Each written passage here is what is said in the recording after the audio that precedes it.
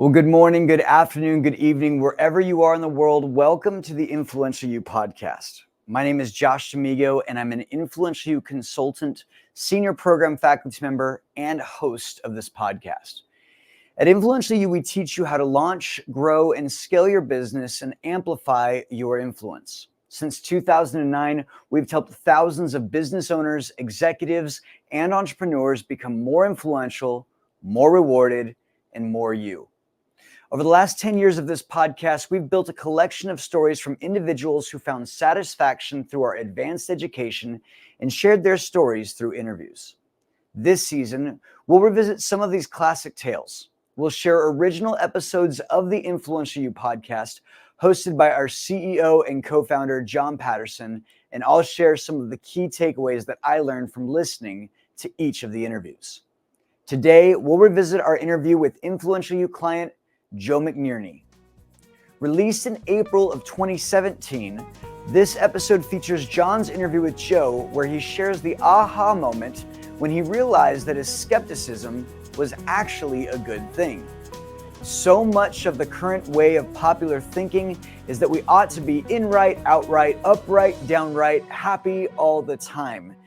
And as we'll hear in this episode, skepticism can be a wonderful thing. During this episode, you'll hear references to influence ecology, the original name for our organization, which is another way of saying you are the company you keep.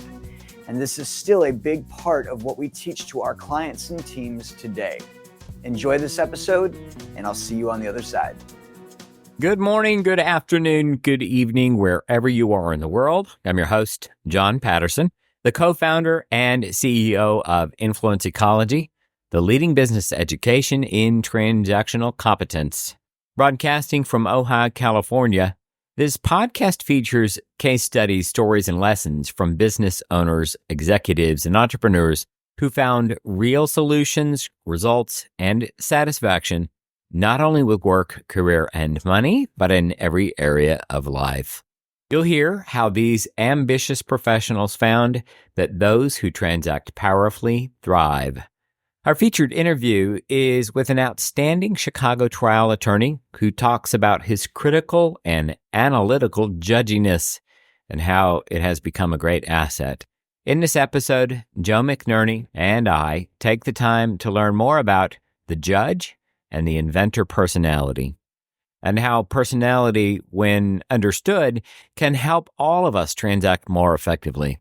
But Joe also cautions us about the error of independence and self-sufficiency. In our talk, we hear from Vice President Drew Knowles and co-founder Kirkland Tibbels as they lead a conversation about the need to be surrounded by a great surplus of help. Take a second, Joe, and if you would introduce yourself. My name is Joe McNerney. I live in the Chicago area in the Midwest of the United States.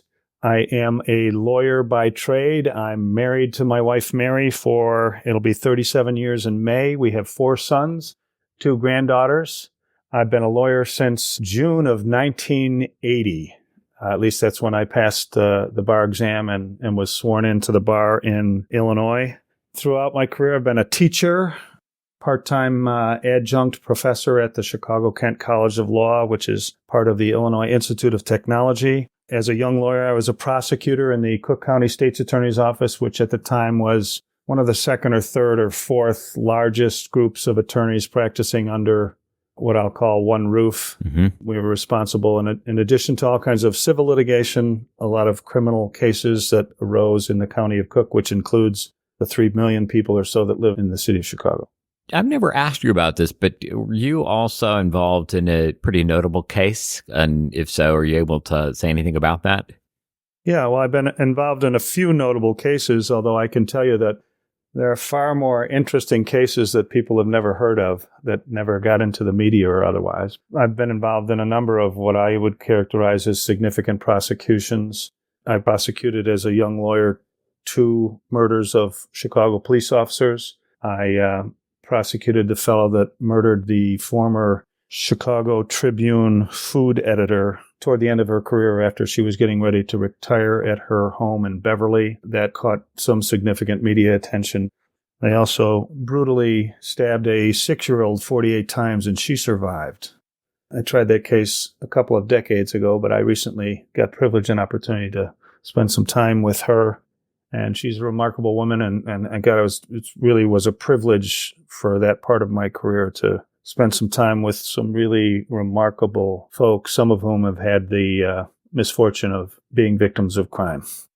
Judd, thank you for taking the time to say all of that. It allows us to get to know you a little bit more, and I've never asked you about that. Anything else I should know about your early history in terms of your career? I've moved around in different industries. So I spent 14 years as a prosecutor in the Cook County State's Attorney's Office. Then I was hired at a large law firm in Chicago by the name of Johnson & Bell, where I primarily did medical malpractice defense, defending doctors and hospitals and nurses, particularly the University of Chicago Medical Center and its employees. I was there for about 7 years before I took a job on the East Coast of the United States in the Wilmington, Delaware area, where I worked for Smith Barney and then later an affiliate of Legg Mason, running mostly training programs, educational programs for financial advisors or professionals in the investment world. I've done a few other things, but now I'm running my own law practice and loving it. Good. All right. Well, let's talk a little bit about a few things. First of all, when did you and I met through Kirkland. So I'm assuming then you met Kirkland at some point in history. When and how did you meet him? Kirkland I met in Canada. We were both participating in a communication course. I think it was my brother that met Kirkland first, my younger brother, and then I met Kirkland, and that was probably 10 or 15 years ago. And then, of course, there was a significant period of time where we were out of touch with one another. And then how did you come to participate at Influence Ecology? Did he contact you, or what happened there? Yes, I believe he first contacted my brother Michael, who also lives and works in the Chicago area and played professional golf on the mini tours for about a dozen years. My brother Michael is one of the most fun people that you could ever want to meet. And so he and Kirkland immediately hit it off. Kirkland contacted Mike and said he'd invited him to participate in Influence Ecology. And I believe he also invited me at the same time, or it was Mike's idea to invite me to participate. And we both participated in an FOT, Fundamentals of Transaction. And that was probably about 4 years ago. All right, great. It's clear to me that you love this education and that you have a deep and profound relationship to this and what this is and what this provides. What is it about Influence Ecology and transactional competence that attracted you to this? Why'd you start hanging out here? I mean, I know I'm a lovely guy, and Kirkland's fun, but what is it? You are a lovely guy and a very smart one. Let me start by saying what doesn't attract me. I don't love the homework. The homework is hard work and not much fun. And while I've done very well with my education and like education, the training involved in educating oneself, I find tedious and hard work. You're welcome. Notice I'm not saying thank you. May I have another? What really made me a lifelong member of Influence Ecology was the first annual member conference that I attended. The annual member conference was an immersion in the education that you provide, but it was also an exposure to education that I didn't know you provide. And that was the ecology, more specifically, the people that participate. I don't know how to capture it adequately in words, but I can't wait to be with them again in Arizona. I can't wait to be with them again in Mexico. Just the relationships that I've made in short periods of time with people that are up to something and that are committed to their own health and well-being and happiness and success. That's for me where the life's blood is in Influence Ecology.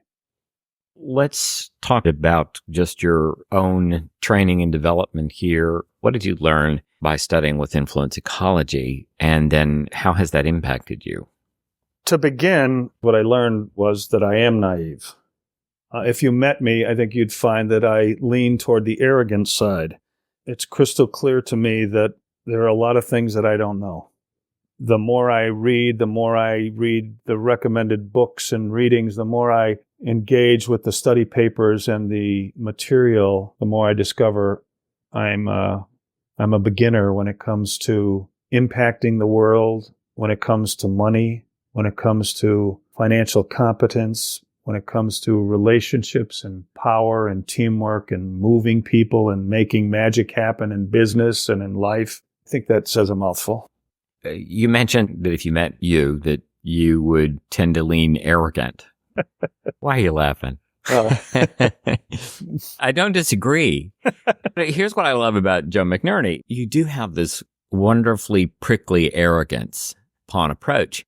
But if you get to know you at all for any moment in time, you're quite the opposite. You're actually one of the warmest guys that I know, and you speak to your appreciation for people and your gratitude for people and your humility around people in a way that I think leaves people quite honored. So you're kind of both those things. You're kind of prickly on approach, but you're quite the opposite upon getting to know you, is my experience. But what I want to know about, and I think it's great that we have you here as a judge. You're the personality that we would call judge, and we'll talk about that in just a moment. But as a personality judge, have you learned to suppress that arrogance? What have you learned about that arrogance and dealing with it, transactionally speaking? God, I almost hate to say this while being recorded, but it's not what you've described. It's not that I've learned to rein it in.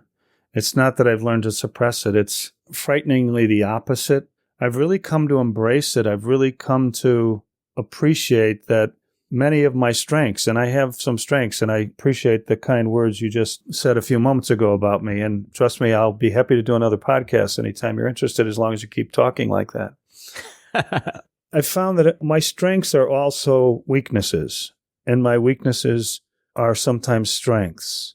And that leaves me forever looking, forever questioning, forever doubting and wondering about whether or not the way I'm about to proceed or the decisions I'm about to make are effective, appropriate, will work.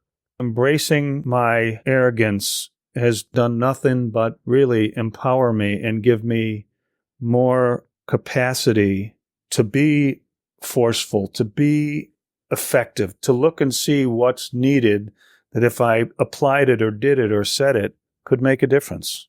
That's really, really great. I'm so glad you said this, because it's both our experience and it is our commitment that one of the ways that we address personality and transactional behavior here at Influence Ecology is to embrace one's personality. And in the beginning of most people's journey here, we find them often having spent a lifetime attempting to change things about their personality. Oh, I'm kind of prickly, I should be nicer. Oh, I'm kind of arrogant, I should be more humble. Oh, I'm too silly, I should be more serious, and the like.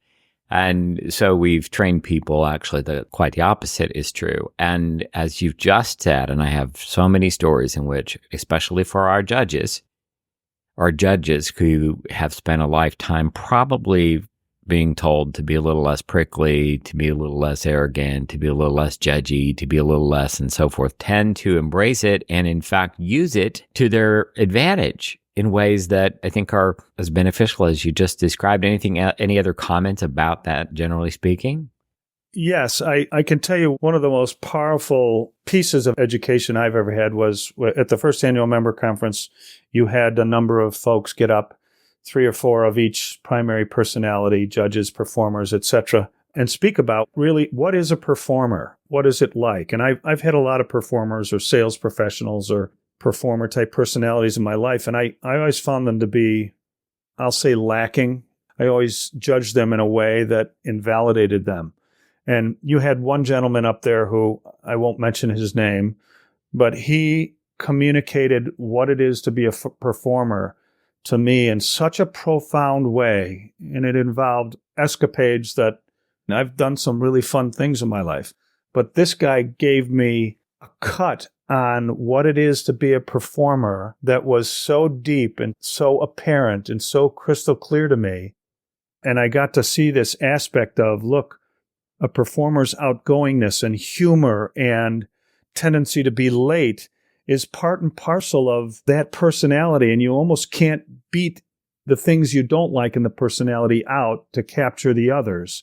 It allowed me to accept sales professionals, performers, people whose interest in life is to be entertaining and fun and expressive, it really allowed me to accept them and engage them and embrace them and actually bring them into my life and let them use their strengths to forward what it is that I want to do with my business, what I want to do with my sales, how I want to bring business into my own company. And so did you reflect that acceptance onto yourself as well? And did that begin an exploration or an inquiry about accepting your own personality traits? I certainly didn't do it at that time. That's just, and I haven't done it consciously, but at the annual member conferences, many of us, some judges, some not primarily judge personalities, they make fun of and light of the fact that judges are so negative, that judges are so critical, that judges are so much of a pain in the neck in much of life and business. And yet, I was a chief compliance officer at an investment firm. And I know that investment advisors don't like to come to the compliance person and be told, you can't do that. We will get sued. We'll lose the business if you operate like that. And so I think what you've said is true. I've come to accept that prickliness, that negativeness, that party-killing, mood-killing posture. I'm a criminal defense attorney. I do that every day in my practice. I advise people how to stay out of jail and how to stay out of trouble and how to keep from making judgments that will have profound and permanent impact on the rest of their lives. Any other words of wisdom from your point of view about personality as we teach it and its benefit to people? Yeah, so it really has had a powerful impact. So the way I used to operate was if somebody who I would characterize as a jerk came into my world, I would characterize them as a jerk, and I would, in a sense, figuratively kill them or eliminate them from my life because they're jerks. Now I spend my time trying to figure out what their primary personality is and try and understand why they're approaching a situation or why they're approaching me or a particular business transaction from the perspective that they are. And I can tell you it's a constant inquiry for me because while I think I completely understand performers and producers, or at least those personality types, inventors are a mystery to me and may always be a mystery to me. They leave me, and the inquiry leaves me in a place of wonder, conjecture, questioning, doubting why it is they're like this. And I know, because I know some of their virtues, I know most of them are brilliant and smarter than I am and very creative and inventive, and I can use some of that. I can learn from that. They can contribute to me. Instead of cutting people out of my life, I wind up finding the gold that they have to provide, the real magic that they give to life, and get to actually participate and benefit from it. I have a question for you just about your own experience throughout life, because in my own inquiry of the judge personality, in my early days of exploration about that, my automatic knee-jerk reaction was, gosh, how come so prickly? And gosh, why don't you be more positive and all of that? And of course, now the way that I see a judge is my spouse is a judge. Some of my best friends are judges. I tend to like them quite a bit because they're so freaking grounded. And for an inventor, I'm way out there in the future, 5 years, 10 years out into the future already. So they ground me. But in my observation of judges over these years, they tend to be in a state of questioning, not wondering, like the state of wonder when one looks at the stars and wonders, but in the state of questioning or uncertainty, or a kind of uncertainty that tends to leave them not as confident. They don't seem to trust their own judgment. Is that an experience? No, I wouldn't call it that. I would call it they're very trusting of their own judgment. What they're doing is they're evaluating, analyzing. It's really analysis, and they're trying to figure out everything. It's not a lack of trust. It's just the opposite. I can tell you, me as a judge, the more I trust my judgment, the more I find I'm accurate about situations, about risk, about what not to do. I don't mean that in a sense that I'm all that smart either. I really don't. I make mistakes. When it comes to how much research, how much evaluation, where to go to look for the answers to questions to determine whether or not a course of action might be a good course of action, that kind of investigative looking at problems I'm passionate about that. I do it normally and automatically. I'm always, yes, sometimes someone pulls the wool over my eyes, and boy, I learn a lot from that, from somebody that can fool me. Oh man, I don't get fooled much, but when I get fooled, it's by a master.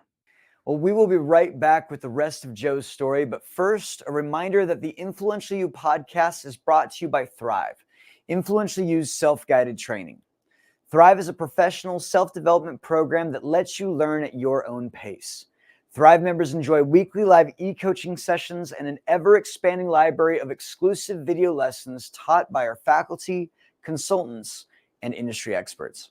Sign up today and use promo code 30days to get a Thrive self-guided training subscription free for 30 days. That's coupon code 30DAYS.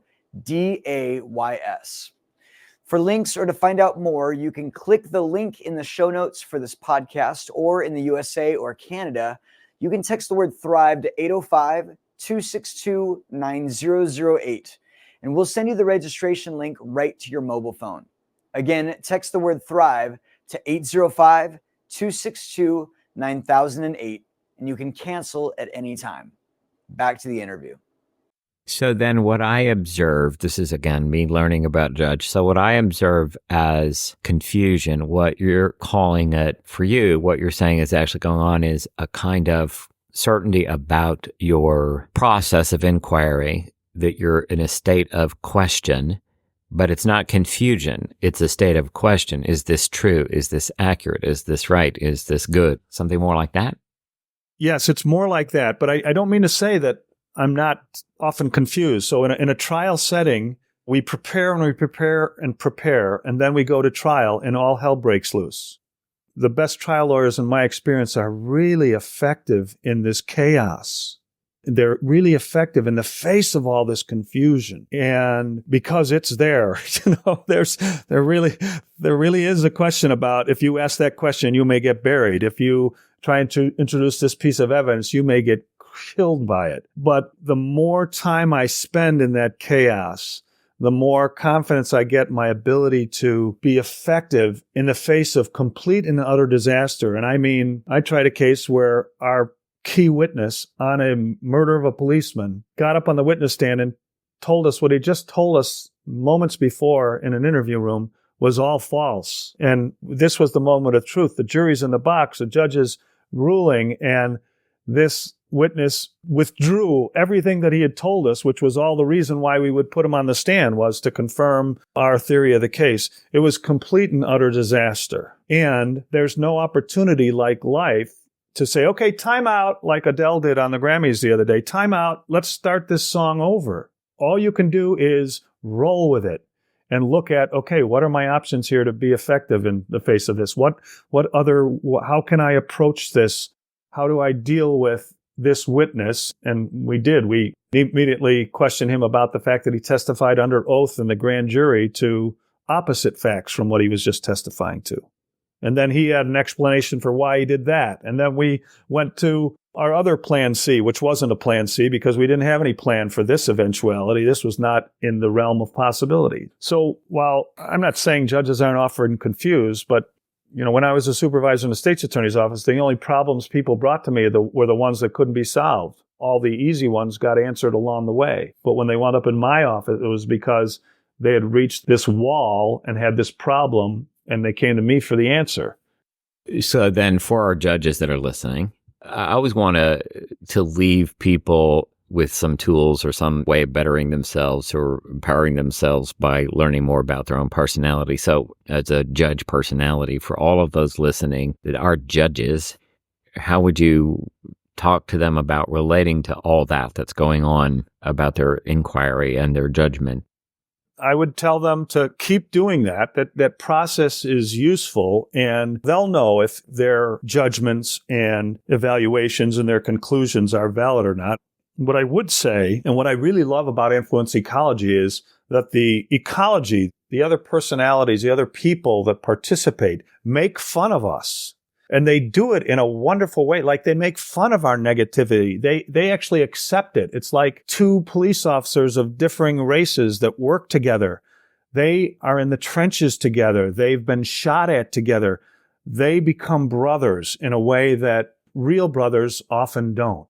And I just say judges need to kind of be a little more forgiving of themselves, because these skills that they have, these tendencies they have to be critical and judgmental and be negative around people, they have great benefit in business to society generally. And yes, they're not particularly useful on the dance floor. That's really great. That's really great. All right, good. Well, thank you. That helped me understand judges just a little bit more. Anything you want to ask me about the world or brain of an inventor? Or? Yes. I think my quandary about inventors is that they're always coming from someplace that I'm not coming from. It's like I can't even think from where they come from. And my analysis of it, my judgment about it, is that judges come from reality, out of skepticism, out of rocks are hard, water's wet.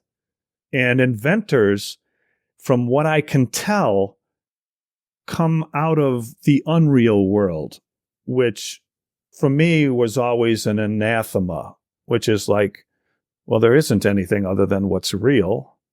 And yet I know dreams and thoughts, well, they're real as thoughts and dreams, but there's something elusive for me, something that I can't grasp, something that I can barely speak about inventors, that dwells in the unreal world, because the unreal world, it sounds stupid to say, it's not real.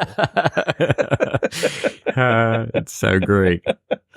Well, there's a couple of different things. First of all, in the advanced program mapped to PSTI, which stands for Planning, Strategy, Tactics, and Implementation, we talk about the partnering of the personalities, and planning, the P of PSTI, planning, is where the two personalities, judge and inventor, get in a room and they confront the reality and the facts and say, what can we do with these facts for the future?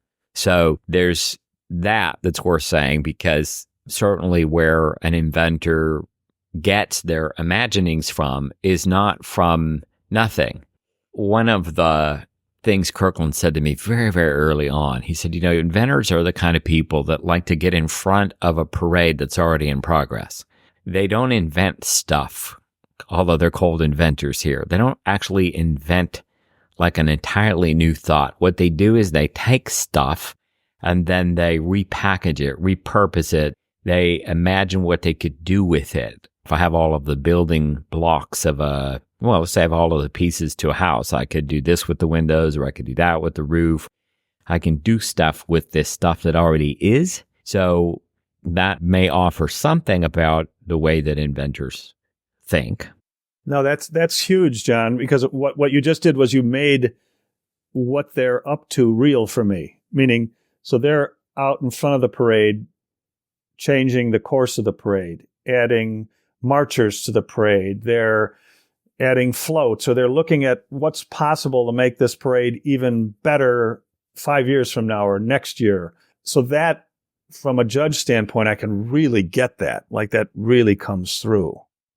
There's another analogy too, and maybe you and I can talk about this, but I often think about the difference between how a judge might view driving down a road and how an inventor might view driving down a road, or how a performer might view driving down the road. So, for example, if a performer personality is in the present, I would say the performer is looking over the hood of the car, staring straight down at the street as it's passing. But there's a white line sort of zipping by, right? But they're not looking too far down the road. The producer personality is looking past the hood. Maybe they're looking out a couple of blocks down the road. And a performer is already considering what the next city might look like and whether or not that city might be packed because it's Chicago and it's St. Patrick's Day, or whether or not that city might be a great place to stop because you've heard wonderful things about it and there's stuff to do there.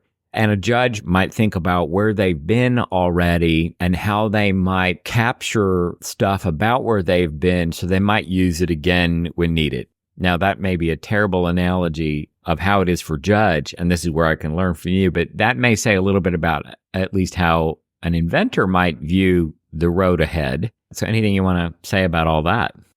Yeah, very much so. So I love how an inventor's view of, so I'm in this car and with three with all four personalities, and the performer's driving. And by the way, the performer's driving and has a glass of wine in his right hand. Okay. The producer is looking at the gas gauge to see if there's fuel in the tank. The inventor, you just said what the inventor's doing, and the judge is in the back seat looking out the rear window to see if we hit anybody. Yes. Beautifully said. Beautiful analogy. The only thing I'll add is that the producers also got a cooler, a piece of luggage, all the possible things they might need in case something happens or might happen or does happen or should happen. Well, I'll say it a little differently. The producer actually isn't in the car because we left him behind. We forgot to pick him up. That's terrible. See, here we are making fun of one of the other personalities. But that's what you're talking about, right? We all get to experience these other personalities in a way that isn't a bad thing. It's more like, how do I, as a human being, be responsible for the way these other personalities are?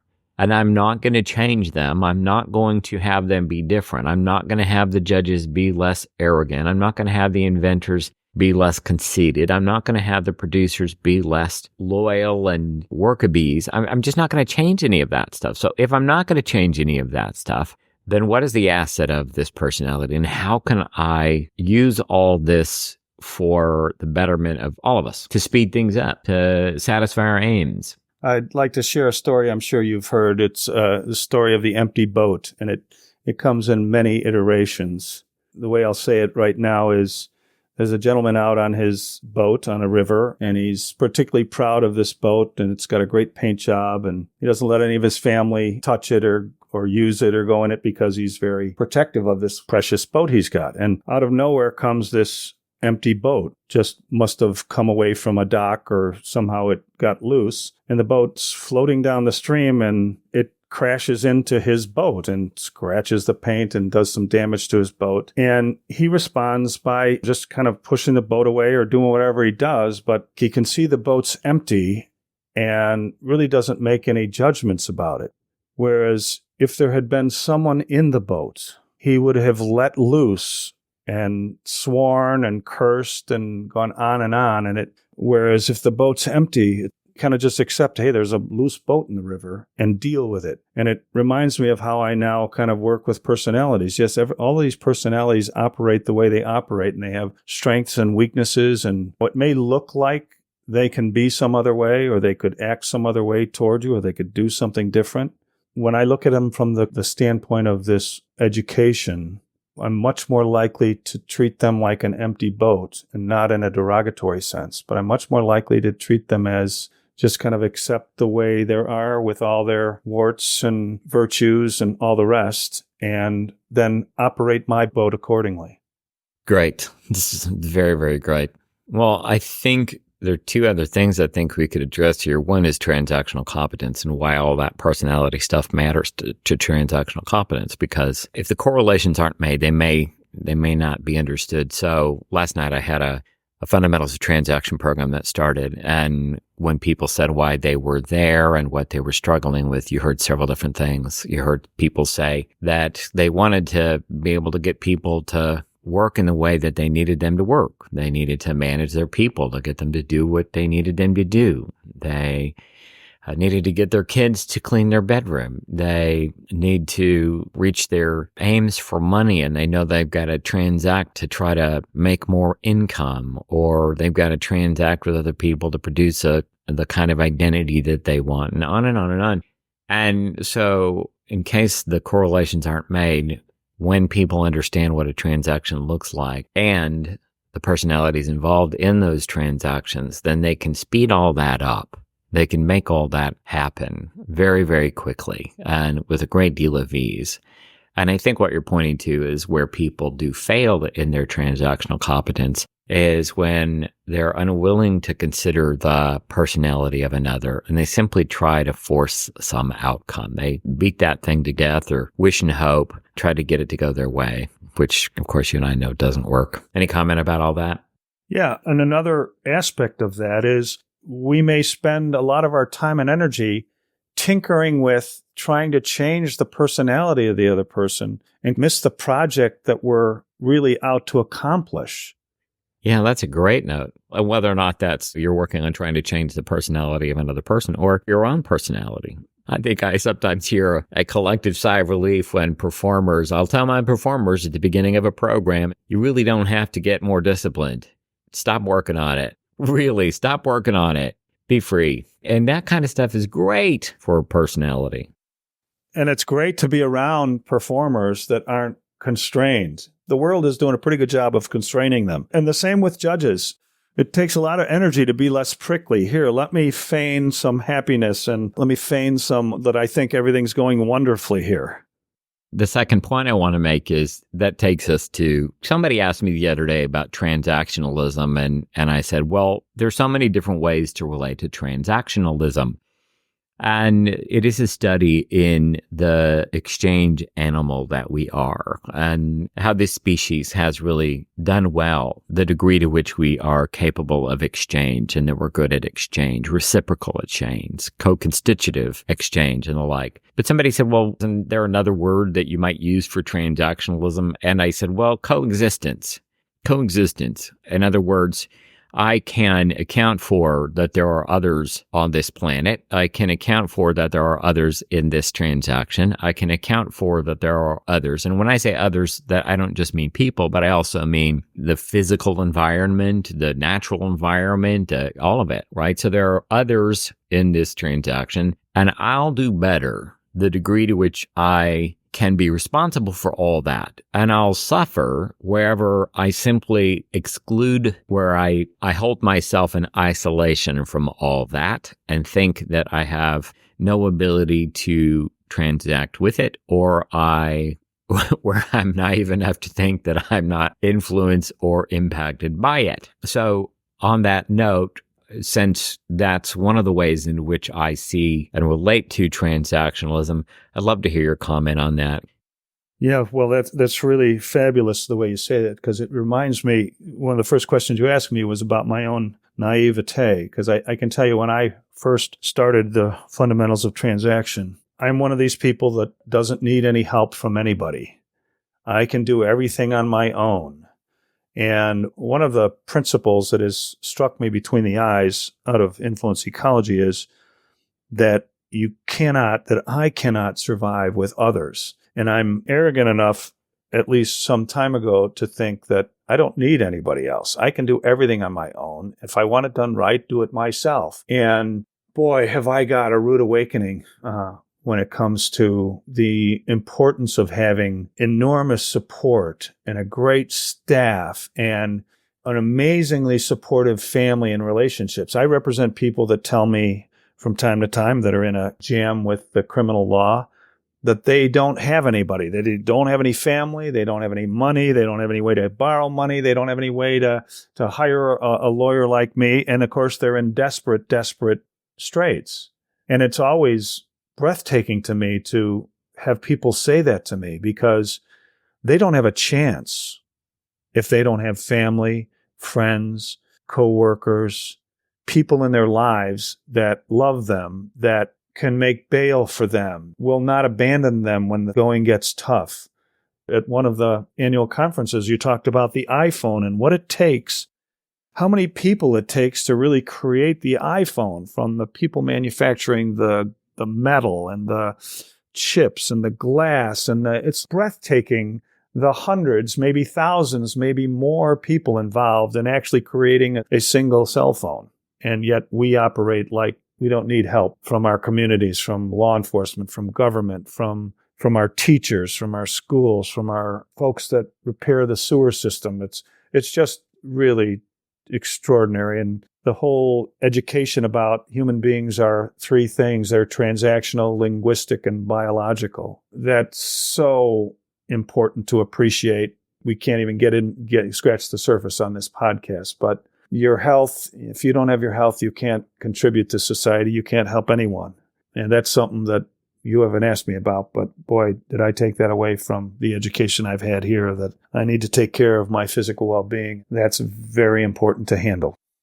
Well, Joe, this has been a pleasure, and I appreciate any time I get to talk with you. Thank you so much for your wisdom. Thank you for your inquiry. Thank you for your constant judging. I don't say that in any way except for an acknowledgement. So thank you for being one of our judges, and I look forward to shine a light on your judgy-ness for the benefit that it is to all people.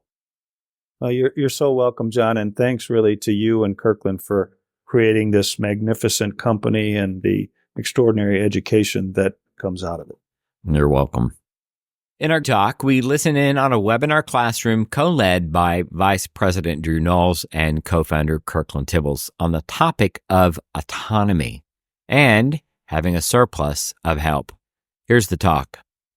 Most people relate to the notion or the idea that this condition of individuality, freedom, total self-reliance, that to be autonomous is just, I do not need anyone, as if there's this day coming that you are not going to require anyone's help and you can exist independent of others. And we're just here to tell you this is a false notion. It's not going to serve me. It's not going to serve my aims. We've talked a lot in some of our advanced studies about self-sufficiency, and man, the more you get into what it would look like and what it would be like to live a self-sufficient lifestyle, it is the very opposite of what we're trying to talk about here. You see, autonomy is not a condition where you'll be able to act alone as you see fit without the need of others. In fact, it's a condition exactly the opposite of this. Autonomy is having more help than you require, a surplus of help. This is one of the main points, everybody, of today's session. Autonomy is having more help than you require, a surplus of help. We're going to start to talk now about, well, what the hell does that mean? A surplus of help. How much help do I need? And I find mostly people, A, they don't know how much help they really need. They certainly don't know how to transact for it or exactly what help they need to have that kind of autonomy. Now, autonomy is demonstrated by those who have their invitations, offers, and requests met quickly and at a low cost. So, Kirkland, I'd love you to speak to autonomy, but how it relates to this thing called money, which we always, we often talk about as help, and how that connects to the main topic of tonight or today of building and expanding your influence ecologies and cooperation. The step itself, this idea that we would take on purposely building our influence in particular groups and our environment came out of this concept that human beings cannot live alone. We need other human beings in our circle of influence. We need help. We need lots of help. And the best way to get help is to make yourself valuable or helpful. And this whole notion that we ought to stop for a second and consider what autonomy really is and how autonomy works in our life is counter to what the current teaches. The current teaches independence. The concept got even further set in stone and planted foundationally in this whole empowerment movement that produces narratives that if it's to be, it's up to me, and I am self-actional enough and self-causal enough to make things happen. And it gives way to certain things like if you want something done right, you got to do it yourself. And this whole ethic, especially in the West and especially in the U.S., this superhero, I can do it all kind of ethic. And this notion is counter to our fundamental biology.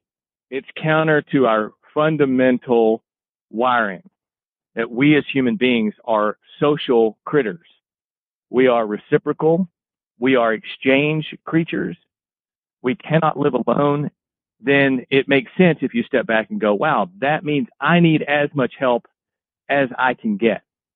One of my favorite points that came out of FOT call early on in influence ecology history is one of our more famous judges who said that it's because I don't like people generally that I know I need as many of them around me as I can get. So I don't have to deal with people. My people deal with people, was how they narrated the whole concept.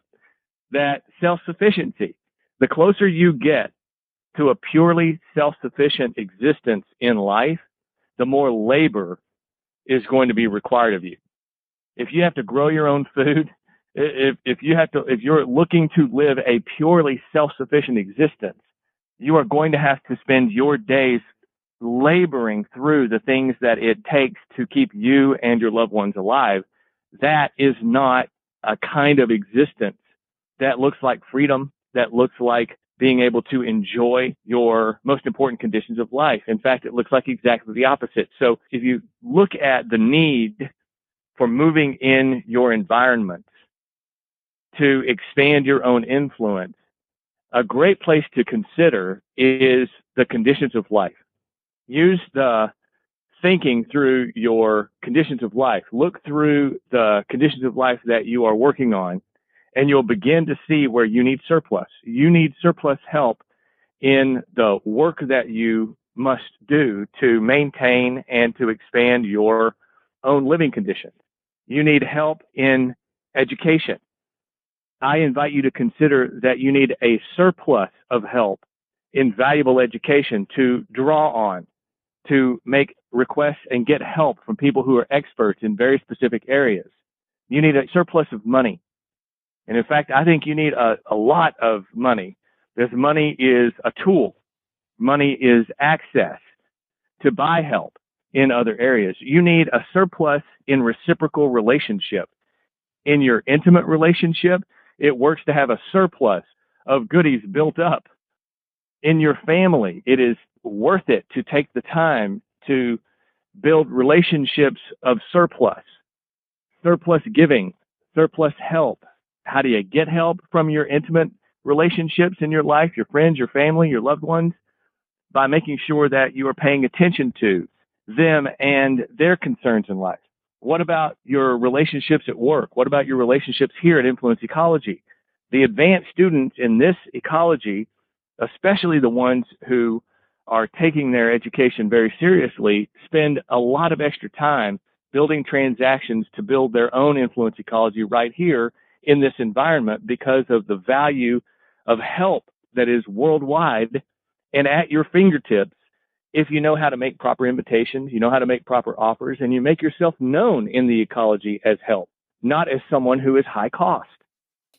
If you'd like to know more about us, go to influentialu.global and explore our courses, consulting, and conferences. We offer a 4-year curriculum for those seeking an advanced experience. However, if you're new to Influential You, we recommend that you start now with Thrive Self-Guided Training. Thrive is a self-guided program that lets you learn at your own pace. Thrive members enjoy weekly live e-coaching sessions and an ever-expanding library of exclusive video lessons with our faculty, thought leaders, and industry experts. You'll get proven proprietary tools to accurately assess your career and develop a realistic strategy to achieve your aims faster. Your membership also includes chat access to faculty plus discounts to our transformative conferences. Sign up today and use promo code 30days for a free 30-day test drive of Influential U's Thrive program. That code 30DAYS, and you may cancel at any time. Thank you so much for listening today. You'll find new episodes on our website, Facebook, LinkedIn, and YouTube, so you may easily share this with others. You can also subscribe on iTunes, Stitcher, or any place that you listen to quality podcasts. Next week on the Influential You podcast, we have Wesley Pingleton, a business owner who learned how to construct a business model that scaled in a way to meet his financial goals and still enjoy his wonderful family at the same time. We hope you'll join us. You may check out our show notes for links to connect with our guests, plus links to websites, books, or special downloads that we may have talked about on today's episode. This season's podcast were made possible by the Influential You staff, faculty, and our members all around the world, with a special thanks to our executive producer, Tyson Crandall, Joey Anderley, our in-studio producer. Thanks, Joey. With contributions from John Patterson, Michael Teehee, Daryl Anderley, Paul West, and Liz Smiley, and a special thanks to our guest, Joe McNerney. The Influential You podcast is produced in Ventura, California, and this episode was originally recorded in April of 2017. The podcast theme is by Chris Standring, entitled Fast Trained Everywhere, And if you haven't yet offered a rating or review, I ask that you take a moment to go to iTunes or your podcast app and let us know what you think. This helps you and helps us more than you know. We'll see you next time on the Influential You podcast.